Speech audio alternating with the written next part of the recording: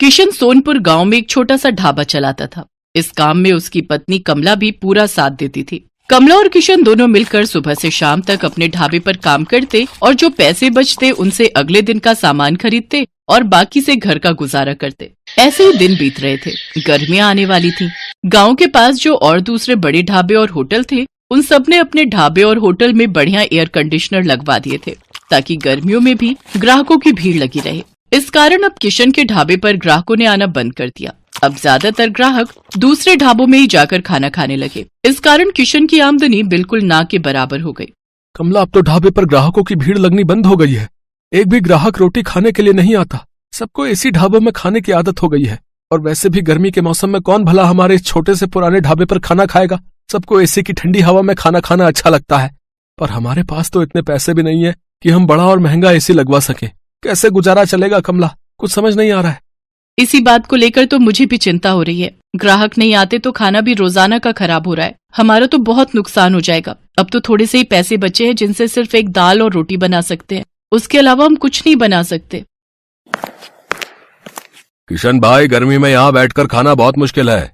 आज तो मैं गलती से बैठ गया, नहीं तो अब तो मैं एसी वाले ठंडे ढाबे में ही खाना खाऊंगा। वहाँ थोड़े पैसे ज्यादा होते हैं पर आराम से खाना तो खा लेते हैं। लाओ, कितने पैसे हो गए? 50 रुपए। ये लो, और इस ढाबे का कुछ करो और साथ में एसी ढाबा करो इसे, नहीं तो कोई खाना खाने नहीं आएगा।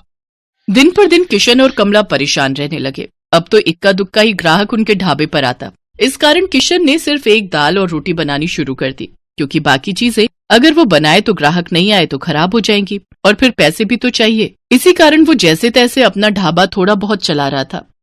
कमला, आज बस 250 रुपए की कमाई हुई है। अब तो कोई रास्ता ही नजर नहीं आ रहा है। मुझे लगता है हमें अपना ढाबा बंद करना होगा। किशन के ढाबे के सामने एक बहुत बड़ा ढाबा था। वहाँ ग्राहकों की भीड़ लगी रहती थी, क्योंकि इस साल ही वहाँ के मालिक रघु ने बहुत ही बढ़िया मरम्मत करवाकर ढाबे में एसी लगवा दिया था। क्या बात है किशन, आज भी तेरे ढाबे पर कोई नहीं आया? एक काम कर, ढाबे पर ताला लगा दे। अब तेरा ढाबा नहीं चलने वाला। इतनी भारी गर्मी में एसी के बिना कोई खाना खाने नहीं आएगा, और तेरे पास इतने पैसे नहीं है कि तू मेरी तरह इतना महंगा एसी लगवा सके। और मैंने एक नहीं 2-2 एसी लगवाए हैं, तब जाकर अच्छी कमाई हुई है। किशन और कमला ने सोच लिया था कि अब इस ढाबे को बंद कर देंगे। थोड़ा बहुत राशन रखा था, जिससे उन्होंने आज का ढाबे का खाना बना लिया था। कमला, ये दाल और रोटी जो बनाई है बस आज की बेच लेते हैं, कल से ताला लगा ही देंगे। कोई फायदा दिखाई नहीं दे रहा है। हाँ, मैंने जो दाल बची थी वो बना दी है, और थोड़ी बहुत तंदूर की रोटियां भी। उस दिन पूरा दिन कोई भी ग्राहक नहीं आता। दाल और तंदूर की रोटियां ऐसे ही रखी थी। कमला, मुझे लगता है अब कोई नहीं आएगा। रात के 9 बज रहे हैं, हमें घर चलना चाहिए। सामने रघु के ढाबे पर भीड़ लगी हुई है, तो भला यहाँ कौन आएगा? तभी किशन देखता है सामने रघु के ढाबे पर एक बहुत ही जरूरतमंद आदमी अपनी गर्भवती पत्नी के साथ कुछ मदद मांग रहा है। भैया, मेरी मदद करो। मेरी पत्नी की तबीयत बहुत खराब है। हम पर कुछ गुंडों ने हमला कर दिया। हमारी गाड़ी, मोबाइल, पर्स, कैश, जेवर सब लूट कर ले गए। हम शहर जा रहे थे, हमें नहीं पता कि इस रास्ते पर बदमाश हमें लूट लेंगे। ओ भाई, ये कोई खैराती धर्मशाला नहीं है जो तुम्हें मुफ्त में यहाँ रोक लूं। चलो जाओ यहाँ से। पता नहीं कहाँ कहाँ से आ जाते हैं। मुझे क्या पता, कोई चोर उचक्के लुटेरे हो तुम। आजकल किसी का कोई भरोसा नहीं है। ओए छोटू, इन्हें बाहर भेज और ढाबे का शटर गिरा दे। मैं घर जा रहा हूँ। ऐसा ना कहो, मेरी पत्नी की तबीयत सचमुच बहुत खराब है। बस कुछ देर आराम करके हम चले जाएंगे। अरे अरे, सुनो तो भैया, भैया सुनो तो। सुनो जी, अब खड़ा नहीं हुआ जा रहा। मुझे बहुत प्यास लगी है, थोड़ा सा कहीं से पानी ले लो। किशन और कमला उस व्यक्ति और उसकी पत्नी को देख रहे थे। किशन दौड़कर उनके पास जाता है। भैया जी, आप चिंता मत करो, आप मेरे साथ मेरे ढाबे पर चलो। आइए बहन जी, आप मेरे साथ आइए। किशन और कमला उस व्यक्ति को और उसकी पत्नी को अपने ढाबे पर ले जाते हैं। साहब, ये दाल और रोटी आप खा लो, यहाँ कोई चिंता वाली बात नहीं है। पता नहीं, हम तो पहली बार इस रास्ते से गुजर रहे थे। जंगल का रास्ता था और पता ही नहीं चला कि कब इन बदमाशों ने हमारी गाड़ी को रोक लिया। किसी तरह से उनसे रहम की भीख मांगकर मैं अपनी पत्नी को सुरक्षित बचा कर लाया। मुझे धन दौलत की कोई कमी नहीं है। बस मैं तो कुछ देर आराम करने के लिए वहाँ सामने के ढाबे से मदद मांग रहा था, पर उन्होंने तो मेरी बात पूरी सुने बिना ही मुझे मना कर दिया। मैं अगर आज कुछ देर वहाँ रुकता तो अगले दिन अपने नौकर के हाथ पैसे भिजवा देता। तुम बहुत भले हो, तुमने भी तो बिना जाने पहचाने आज हमारी मदद कर दी। अच्छा, तो तुम ये ढाबा चलाते हो? साहब, चलाता तो हूँ, पर आज मेरा इस ढाबे पर आखिरी दिन था। मैं इस ढाबे को बंद कर रहा था। शायद आपकी किस्मत में आज मेरे ढाबे की रोटी खाना लिखा था। किशन अपना सारा दुख उस व्यक्ति को बताता है। चिंता मत करो भाई, अब तुम्हें इस ढाबे को बंद नहीं करना पड़ेगा। मेरा नाम वीरेंद्र सिंह है, मैं शहर का जाना माना व्यापारी हूँ। मेरे पास भगवान का दिया सब कुछ है, बस एक औलाद की कमी थी, वो भी भगवान ने हमारी झोली में खुशियां देकर पूरी कर दी। आज मेरी पत्नी की तुमने बहुत मदद की है, अब उसकी तबीयत में भी सुधार है और हम पति पत्नी सुरक्षित घर पहुंच जाएंगे। इससे बड़ी और क्या बात होगी। सुषमा, अब तुम्हें कैसा लग रहा है? मैं बिल्कुल ठीक हूँ जी। कमला ने मेरी बहुत देखभाल की है, अब मुझे बिल्कुल ठीक लग रहा है। अब मैं सफर कर सकती हूँ। किशन, तुम चिंता मत करो, मैं कुछ दिनों में तुम्हारे पास आता हूँ। तुम्हारे इस ढाबे को एसी ढाबा बनाने की जिम्मेदारी मेरी है। किशन और कमला की खुशी का ठिकाना नहीं था। उन्होंने किसी मजबूर की सहायता की तो भगवान ने उनकी सहायता की। कुछ दिनों बाद जब वीरेंद्र सिंह लौटता है तो उसके हाथ में एक मिठाई का डिब्बा था। उसकी पत्नी के बेटा हुआ था। बेटा होने की खुशी जानकर कमला और किशन भी बहुत खुश होते हैं। वीरेंद्र सिंह अपने खर्चे से किशन और कमला को एक बहुत ही बढ़िया और बड़ा एसी ढाबा बनाकर देता है, जो फुली एयर कंडीशनर था। किशन का ढाबा किसी बड़े 5 स्टार होटल से कम नहीं था। अब तो ग्राहकों की भीड़ उस ढाबे पर आने लगी। ढाबा देखने में बहुत सुंदर था। किशन ने गांव के और भी मजबूर लोगों को अपने ढाबे में नौकरी दी। किशन का ढाबा दिन के साथ साथ रात में भी खुला रहता था, ताकि हाईवे से आने जाने वाले लोगों को किसी भी बात की परेशानी न हो। गरीबों के लिए उस ढाबे पर मुफ्त खाना था। वीरेंद्र सिंह अपनी पत्नी के साथ अक्सर किशन के ढाबे पर आ जाता था। आज किशन के कारण ही वीरेंद्र सिंह का परिवार सकुशल था और वीरेंद्र सिंह ने भी किशन के लिए जो किया वो किसी बड़े उपकार से कम नहीं था। तभी तो कहते हैं कि भगवान अच्छों के साथ हमेशा अच्छा ही करते हैं, इसलिए हमें सदैव मजबूर लोगों की सहायता करनी चाहिए।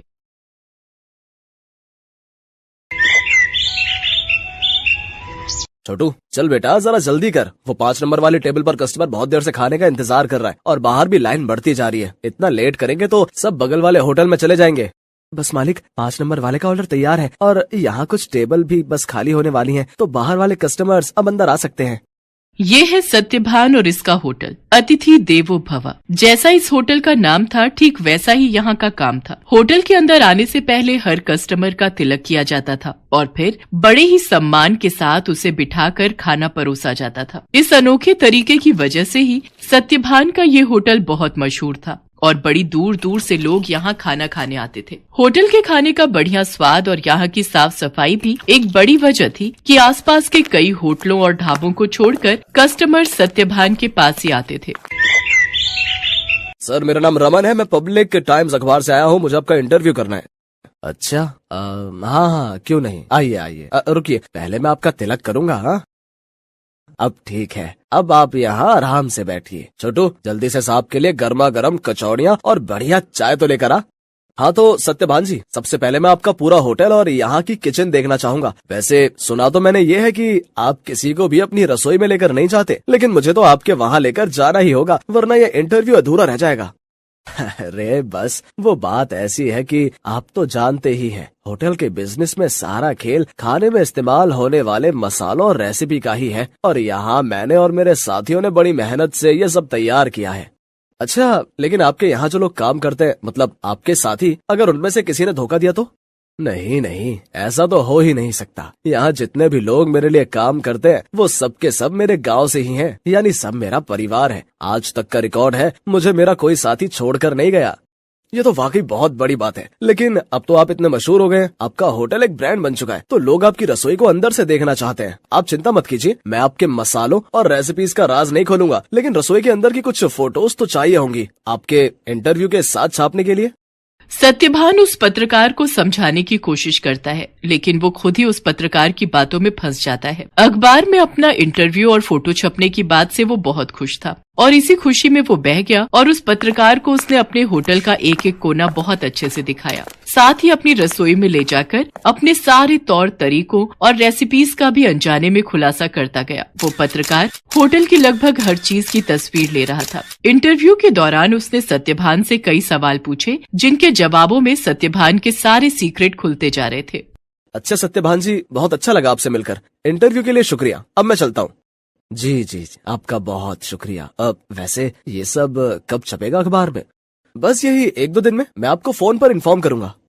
इतना कहकर वो पत्रकार सत्यभान के होटल से बाहर निकलता है और कुछ दूर पहुंचते ही मुस्कुराते हुए अपने गले में पहना हुआ आई कार्ड उतारकर एक कूड़े के ढेर में फेंक देता है। बड़ा अक्लमंद समझता था खुद को, एक नंबर का बेवकूफ निकला ये तो।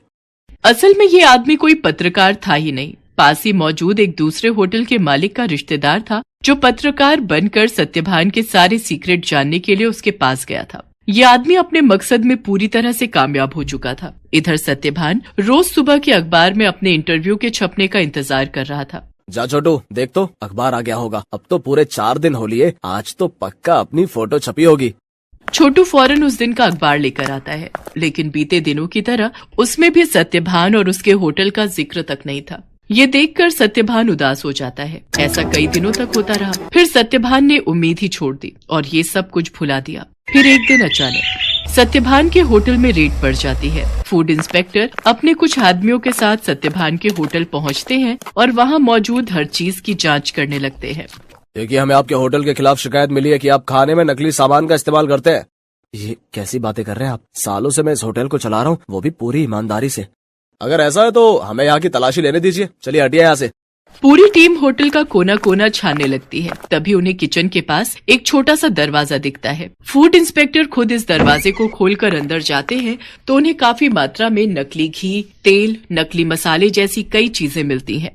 तो ये है तुम्हारी ईमानदारी का सबूत? हाँ, शर्म आनी चाहिए तुम्हें।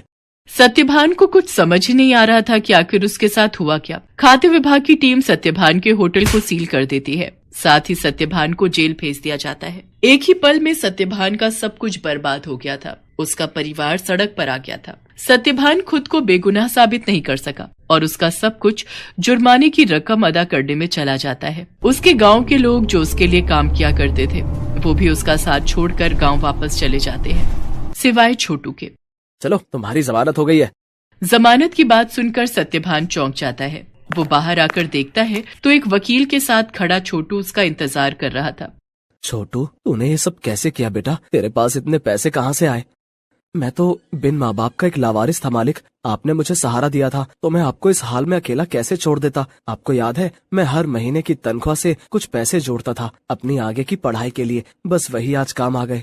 छोटू की बात सुनकर सत्यभान की आंखों में आंसू आ जाते हैं और वो छोटू को गले लगा लेता है। लेकिन अभी भी सब कुछ ठीक नहीं हुआ था। शहर भर में सत्यभान का नाम खराब हो चुका था। इसलिए सत्यभान अपने परिवार और छोटू के साथ शहर छोड़कर अपने गांव चला जाता है।